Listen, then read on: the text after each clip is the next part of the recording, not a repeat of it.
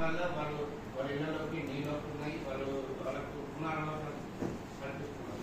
వాళ్ళ సమస్య ఏంటి? మేము అంటే ఎటువంటి అధికారం లేనప్పుడే వాళ్ళ దగ్గరికి నేను అనేకసార్లు పోవడం జరిగింది. స్ట్రీమ్లైన్ అవుతా ఉంది. ఎందుకంటే గతం కన్నా చాలా బెటర్ ఇప్పుడు మేము ఎప్పుడైతే ప్రశ్నిస్తూ ఉన్నామో.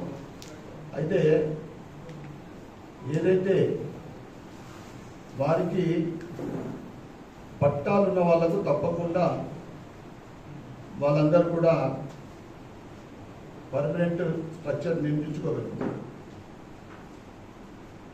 వారు గత ప్రభుత్వము ఎలక్షన్లు వచ్చినప్పుడు హామీలు ఇవ్వడము, ఆ తర్వాత మర్చిపోవడం. ఆ విషయంలో మేము పూర్తిగా స్టడీ చేసి దానికి పరిష్కారం చూద్దాం.